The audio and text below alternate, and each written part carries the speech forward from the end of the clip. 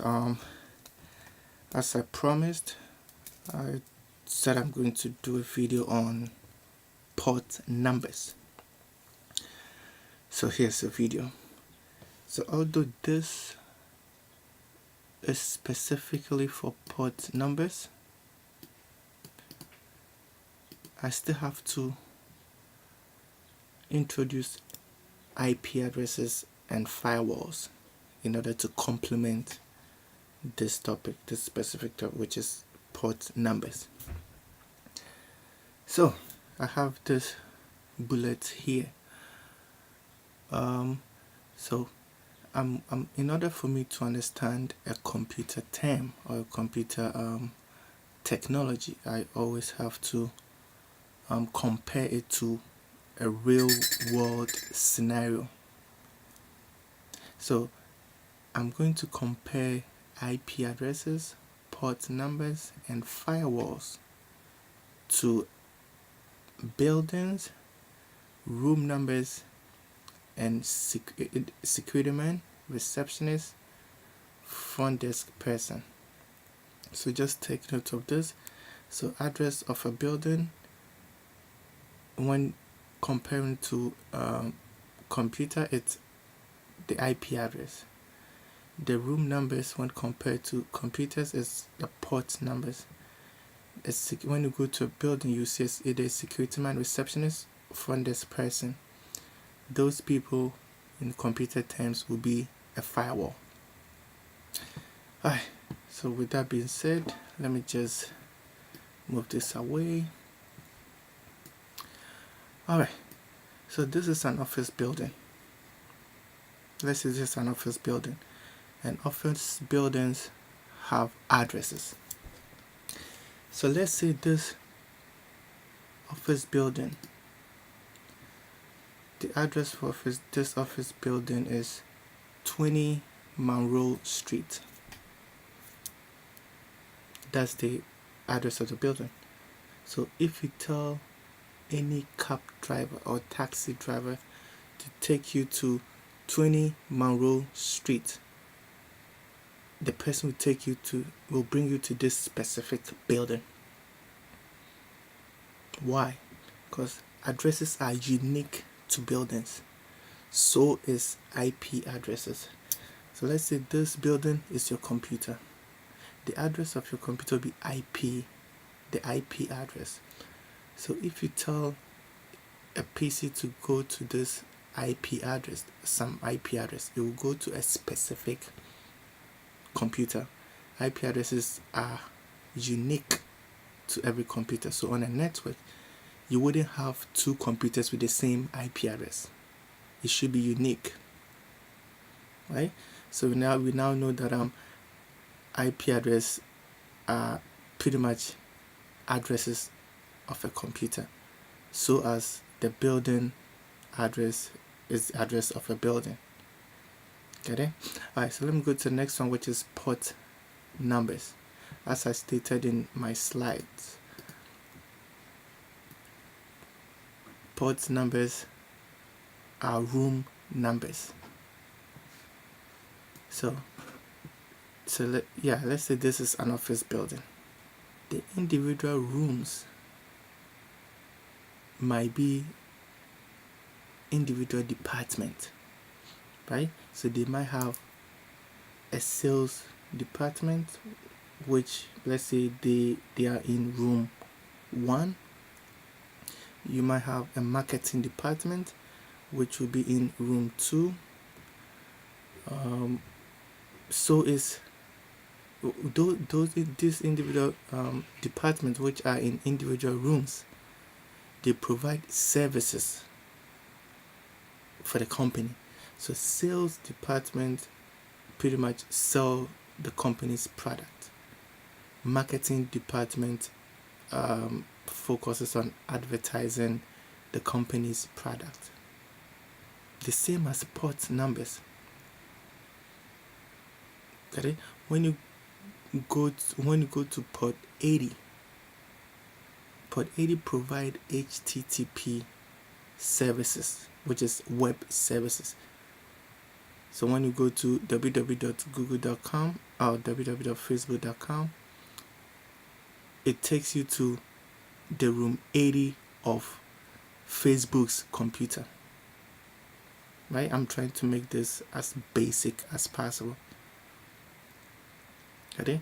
So when you come to this building, you walk in the building, you go to 20 Monroe Street.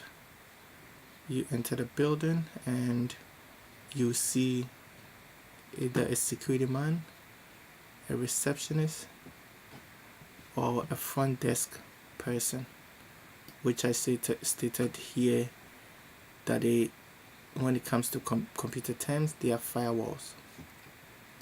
So when it comes to the building, you go to 20 Monroe Street. You see the security guard. I tell the security guard you want to buy their product, the company's product. The security guard will tell you, oh, okay, they are the sales department and they are in room 1. So just walk in, or probably will tell you take the stairs to the first floor and go to room 1. Got it? Let's say you want to okay, enough of the building scenario. Let's use computers. So when you go to an IP address, let's say the IP address might be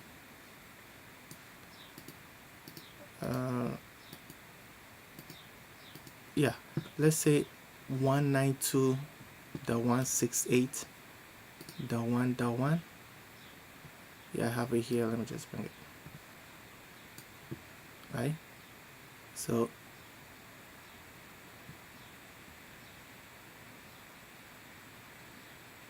this is the IP address, right? Let's say the IP address of the computer is 192.168.1.10, right? You go to the that specific computer, you're going to meet a firewall. Okay, that's the security guard in real world.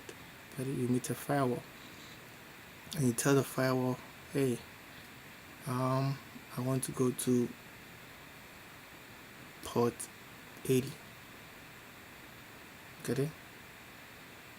Or I want a web services. The firewall should tell you that, hey, okay, in order for you to go to get a web services, you have to go to room 80, which is port 80. Okay? When you go the same scenario again, you go to 192.168.1.10 and you ask the firewall, hey, I want a telnet service. The firewall will tell you, hey, okay, all right, it's in room 23, which is it's port 23. Get it? So that's how port numbers, IP addresses, and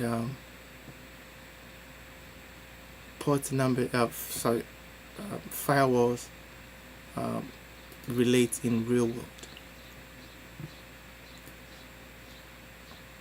So, and sometimes when you go to a building, right, and you go to the security guard or security man, and you tell him that hey, I would like to go to the sales department, and I know it's on the first floor or room 1.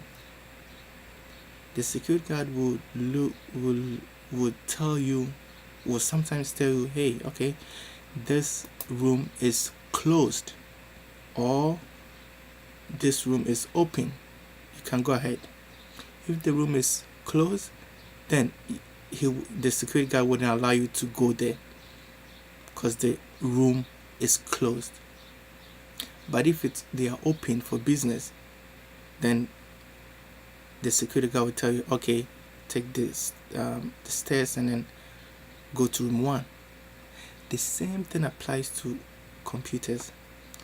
When you go to a specific computer, so let's say you go to 192.168.1.10, and then you ask the firewall that you are going to port 80, the security guard or the firewall will check to see if port 80 is open or closed. If it is closed, your request will be denied.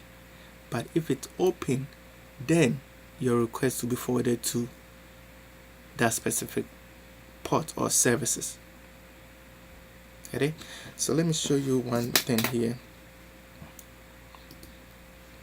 So this is my Mac terminal, right? Let me and in order to find your IP address, you can, in Linux, you do ifconfig, right? So this is my address. This is my address right here, 192.168.1.3, right? That's how you find the IP address. And you can, in Windows, I know most of you uses Windows, but this is not specifically for IP addresses, as I stated. So in Windows, you do IP config /all to give you other information, but IP config should pretty much give you your IP address, right? So this is my as you saw, my IP address was 192.168.1.3. Let me use this program, Nmap. Some of you might be familiar with this, some of you might not, but it's okay. This is not a video for Nmap, but if you watch this video and you have any specific topic in mind, you can just go ahead and comment, and I would just do a video on that topic. So Nmap pretty much tells you which it does multiple things, but for now I'm just using it to tell me which ports are open and which ports are not, right? So my address is 192.168.1.3, so it's checking to see which ports are open on my Mac PC. Okay, there you go. All right, so it's telling me this is my address, and this is the port. You see port, and this is service. Get it? So ports numbers maps to services. So on my computer I have port 445, which is, it's telling me it's open, which is Microsoft DS service. Get it? So if someone else comes to my IP address 192.168.1.3 and requests port 445 or request Microsoft DS service, the firewall will grant access to it. When someone else comes to my my computer going to 192.168.1.3 and request port 80 HTTP, my firewall will deny it because I don't have port 80 open listed here, right? Let me go to my Linux machine. Let me go to my Linux machine. I have there you go. That's the address of my Linux machine, right? I'm going to SSH. It's a different services. I will show you. SSH is port 22, but just give me a minute. So I'm logging into my Linux machine and enter password. Okay, all right. So now it gives me a different prompt, which is different than this, which I know it's a different machine. So let me do ifconfig and see the address. This is the address. So 190.168.1.7. So it's different than the that 3 that I had on my Mac. So this is a different machine. So let me show you something. Alright, so let me show you. I already run nmap command, and I saved it in a file. There you go. So the command that I run, it shows me all the computers that I have on my network and all the port numbers that are open. I have this is my router. That's the IP address. Get it? And these are the ports, all the ports that are open on my router. So I have port 22, which is SSH. I told you. Port 80, there you go. HTTP. So when I go do request a web page or web services from my router, it would return something. Got it? So let's go to the next one. 192.168.1.3. This is my Mac, right? And it's still showing me the same ports that are open. Let's take this. This is my Linux machine, which is 192.168.1.7. It has port 21 opened, which is FTP. It has port 22 open, which is SSH. It has port 80, which is HTTP web services. So let me open it. Let me open a different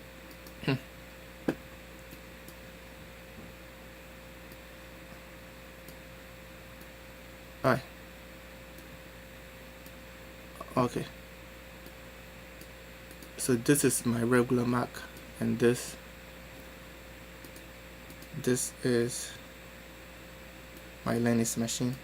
So we saw the port, the FTP was open, right? So if on my Linux, which is 192.168.1.7, so when I do FTP 192.168.1.7, let me try again. I have to put the username. It asks for password, and then now there you go. It gives me FTP access, right? But on my Mac, this is the Linux machine. It's showing me that FTP is open, so I can request that service, which I just did here. But when I go to my Mac, I don't have port 21 open. So if I request a FTP service, it wouldn't work. My request will be denied. Right? So pretty much port numbers are pretty much services that computers provide. And there are numerous or many port numbers, and they are categorized into different sections. We have a well-known port, and then the other one is unknown port, pretty much. So this actually is a basic explanation of port numbers, but I don't want to make this video too long too, so yeah, that should be it for this video. And let me know if you need any other information. As I stated, let me just go over real quick. Buildings have addresses, so is computers. Buildings addresses are unique, so is computer IP addresses. IP addresses are unique. Office buildings have different rooms which provide different services. So is port numbers on a PC. port numbers provide different services. Alright, thanks for watching. Let me know if you have any other question, and I'll get back to you if